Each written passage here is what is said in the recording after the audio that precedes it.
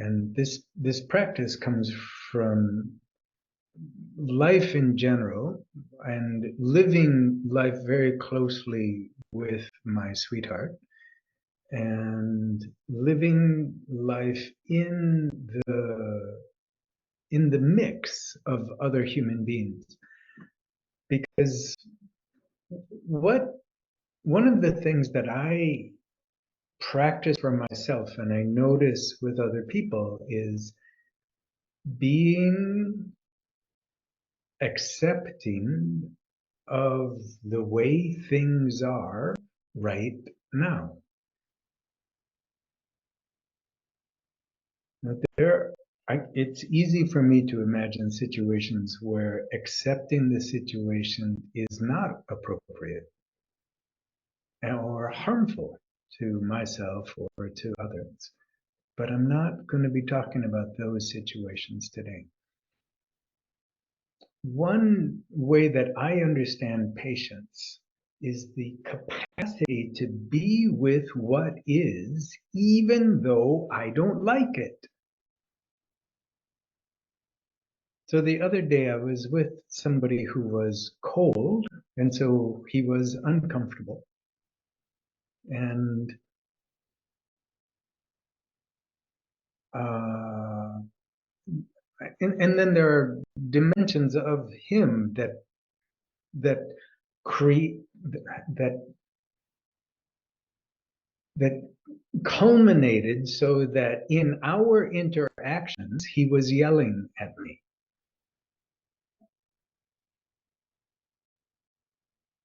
And like, wow, I realized I really don't like being yelled at.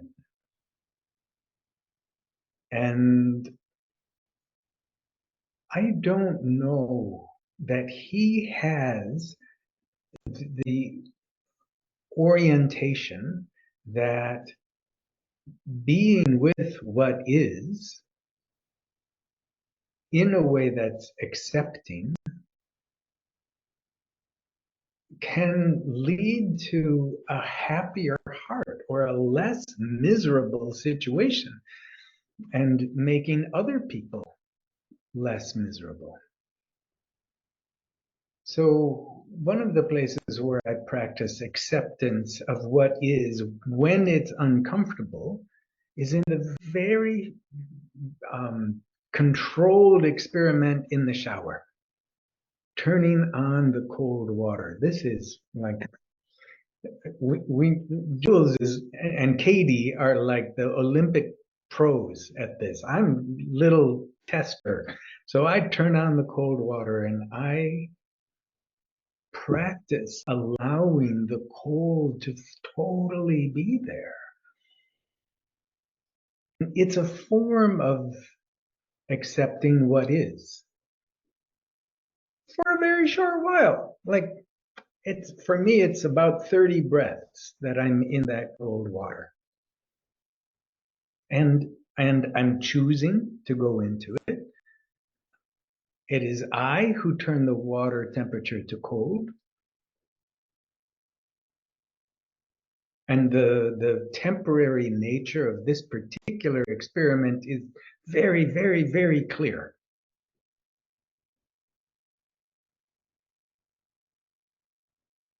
So to take that same sort of orientation into my daily life, when things are not going the way I happen to want them,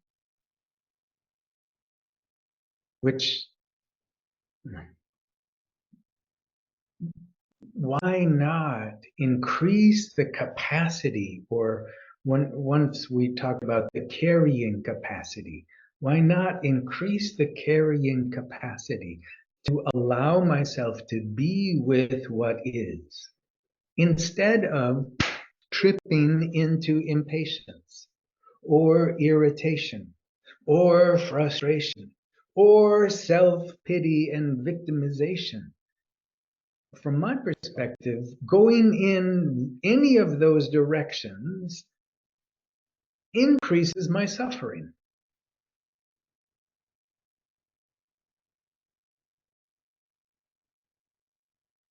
So, so I'm going to pause there to see if there are comments or questions or disagreement. Okay, I'm not seeing anybody raise their hand to this effect. So for this practice, for today's practice, I'd like us to use a mantra.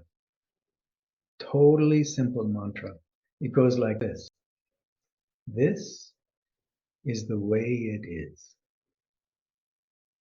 This is the way it is. You could add the word now in there if you want. It's appropriate because this, whatever this happens to be, is temporary.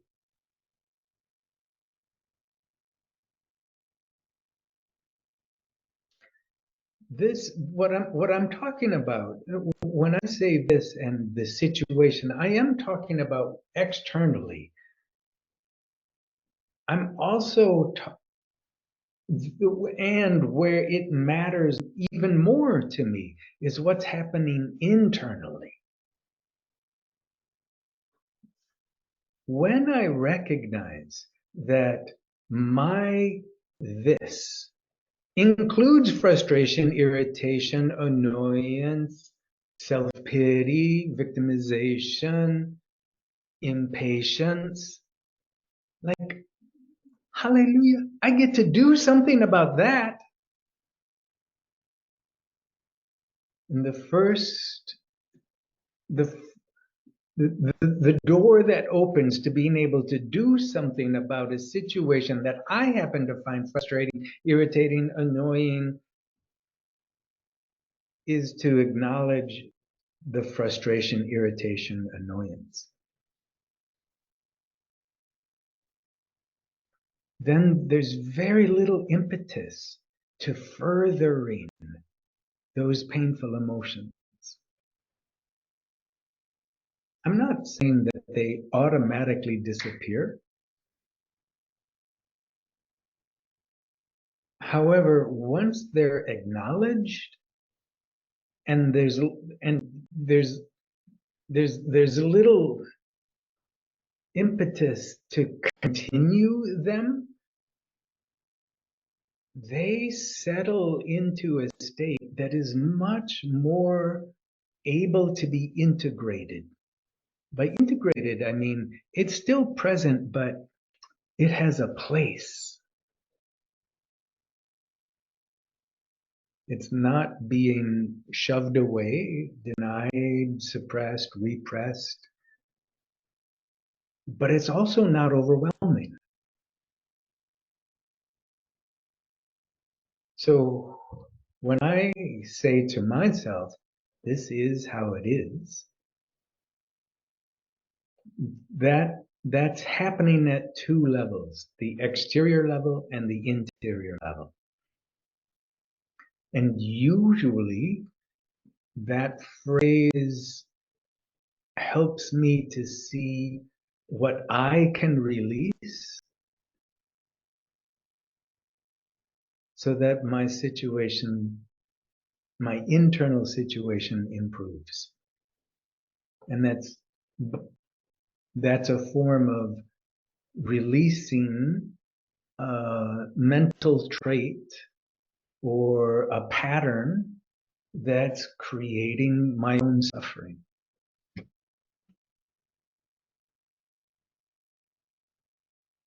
So I get to work outside for a couple hours every day, and I love it. I love it. And there are times where I'm shoveling, and there's not a lot of mental activity that has to happen while I'm shoveling. However, there is a lot of mental activity that happens, and I will ask myself out loud this question: what's happening? What's happening? What's happening? And then there'll be an understanding that, oh, this is a memory. This is a memory, and it has a really icky feeling connected to it. And with those pieces of recognition in place, that there's something happening mentally, that it's a memory, and that there's a really painful feeling, then that whole process dissolves and there's just shoveling. So part of the practice that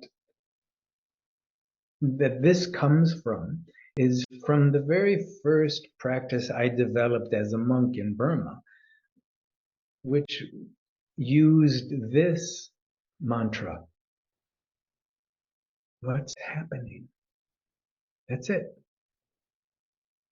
What's happening? 99 times out of 100, what the part of the answer to that question was a mental story, a memory, or a piece of the future that I'm imagining. And 99 times out of 100, there was painful emotions connected with the memory or the imagination of the future. And by asking myself, what's happening? I could recognize, oh, all of that stuff. And then there was a choice whether to continue with it or not. Before the question, before the insight that the question opens up, there is no choice. There's just the automaticity of the human brain. So, I'd like to add to the mantra. One mantra is, this is how it is. The other mantra is, what's happening? Okay. So, those are the two primary suggestions I have for how you wake up in this practice again and again, again and again, again and again. So the practice will, the practice will be about 10 minutes. I'm not going to be saying very much in this practice. Your invitation, the invitation for you is to use either this is how it is or what's happening for yourself.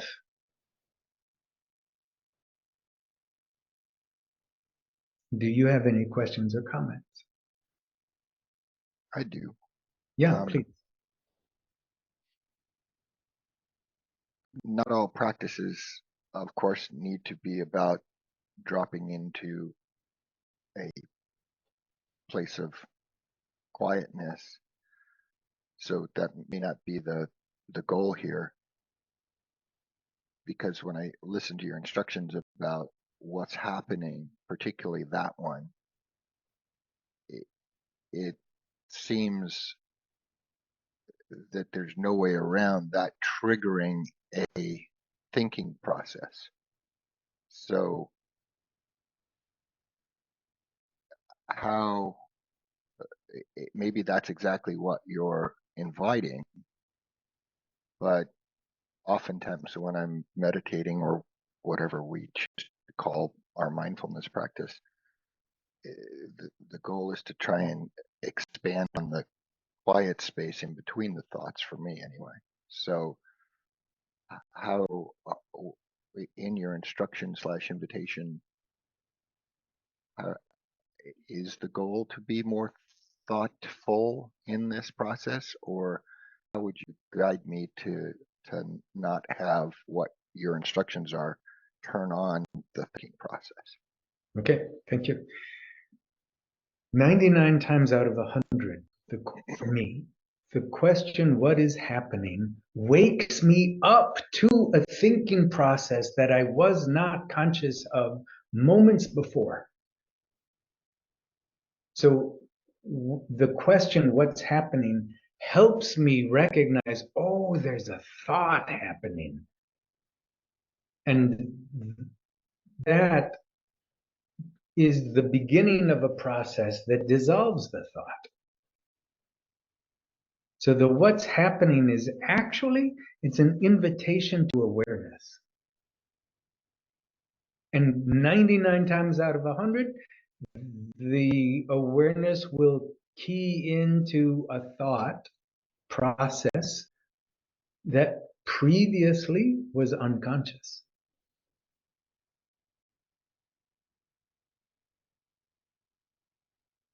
Okay. That's not my experience generally when I'm meditating. If there's a thought, it's usually like glaringly freaking obvious. Um, yeah, I can see what you're saying, like in day-to-day life, sitting here staring at the screen or walking up and down the stairs, that if I were to say, you know, what's happening, I might I might be awakened to just how much robotic activity there is. Um, I understand your answer. I'm not sure it will be my experience, but Okay. I'm here to party. All right, let's play. Okay. So come into a posture that's as comfortable as you can manage. And during this practice, you can change your posture anytime. Your eyes can be open or closed. If they're closed, it makes it a little easier for your mind to sweep itself into thinking, which is not a problem. However, what our two mantras are being used to help clarify what's happening and that the situation is just the way it is. So during this practice, you might realize there's boredom or there's frustration. For now, that's part of what's happening.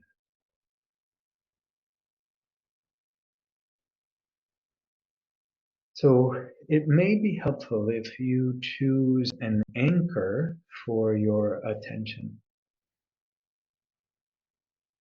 The most widely used anchor in Asia, at least according to my experience, is the movement of the breath.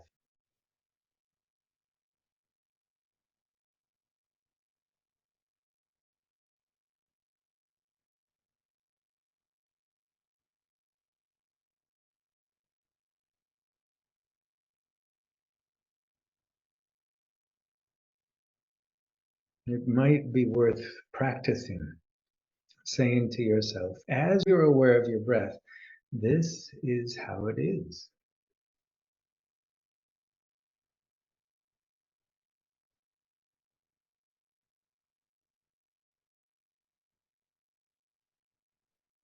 You may notice other sensations in your body. There might be cold or pain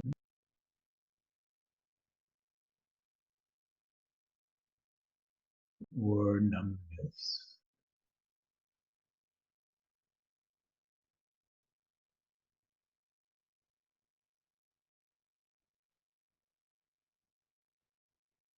This is how it is.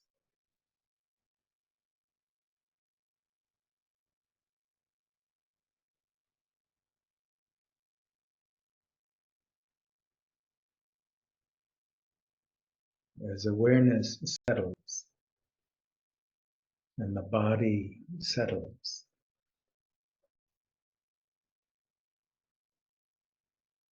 it may seem like there's less and less happening in the body.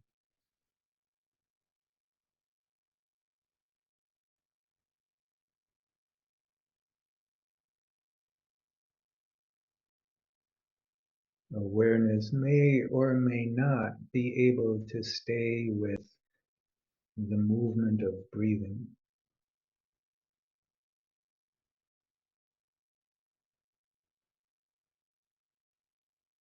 This is how it is.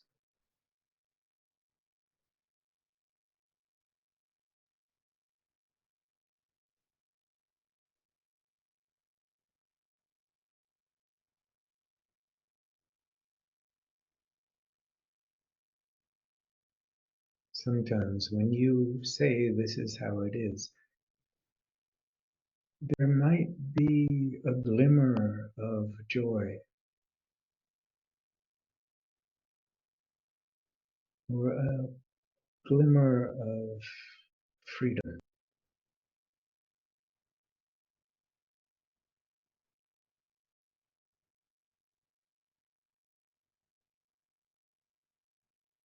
a glimmer of inner spaciousness.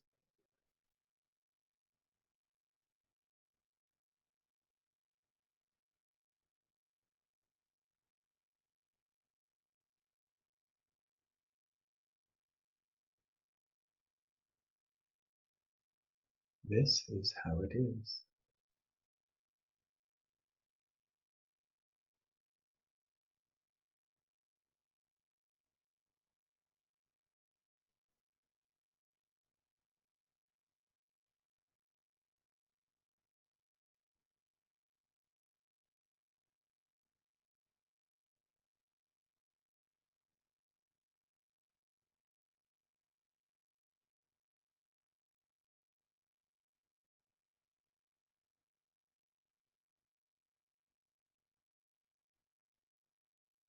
There's sensations in the body,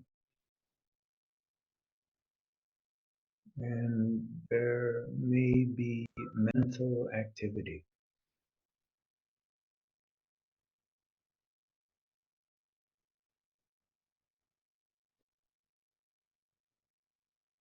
Sometimes the mental activity takes over and awareness is sucked along into the mental activity,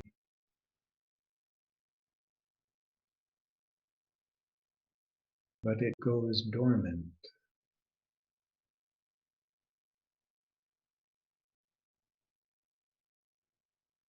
And asking yourself, what's happening, can wake you up to that mental activity.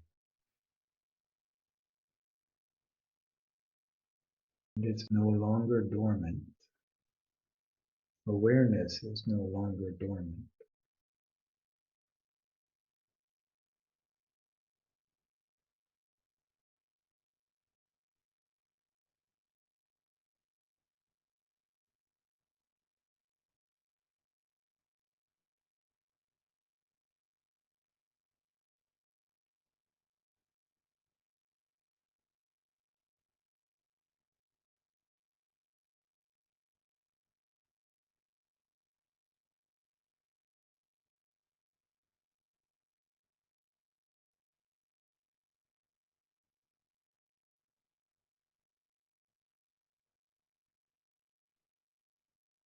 Let the question, what's happening, be gentle, like a friend knocking at the door,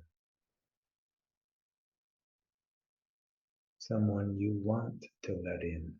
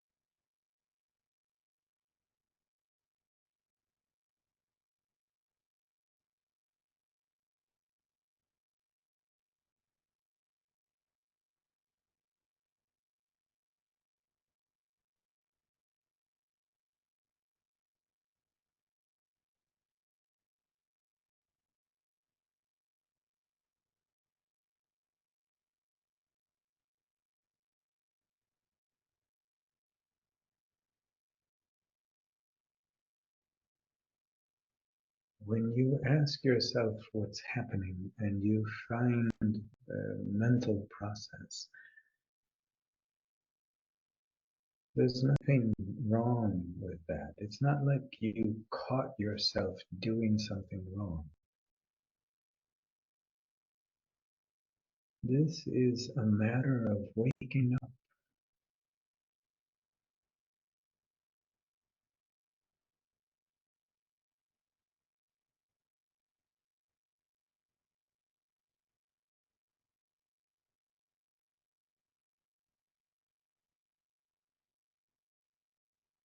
There could be very good reasons for you to be thinking the thoughts or seeing the images in your mind.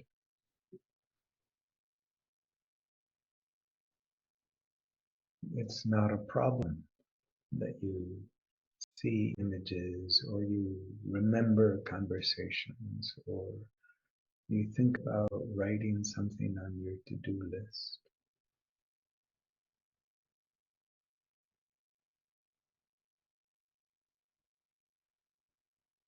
We are becoming more and more conscious.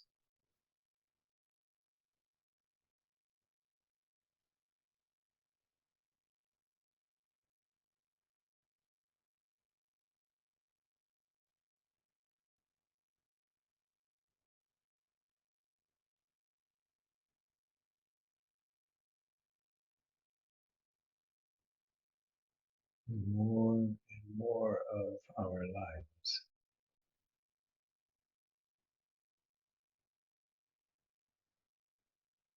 have the light of awareness.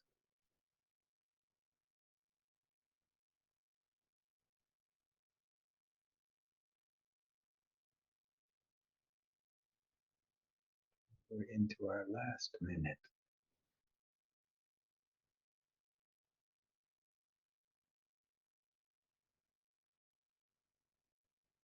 Last minute of the practice.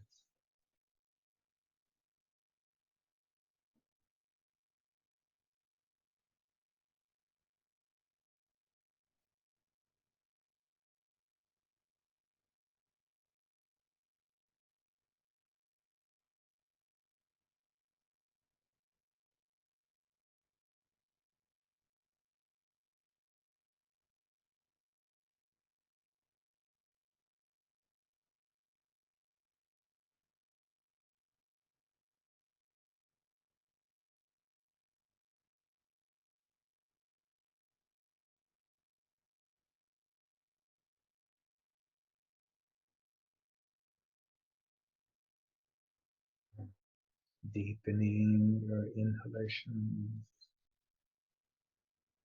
lengthening your exhalations as we finish.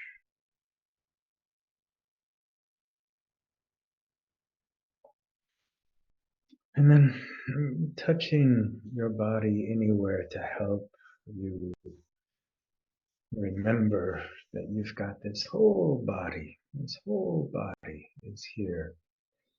It's part of the game. It's part of what's being played. And when you feel reconnected or connected to your body, then your hands can go wherever they'll be comfortable, and then your eyes can open.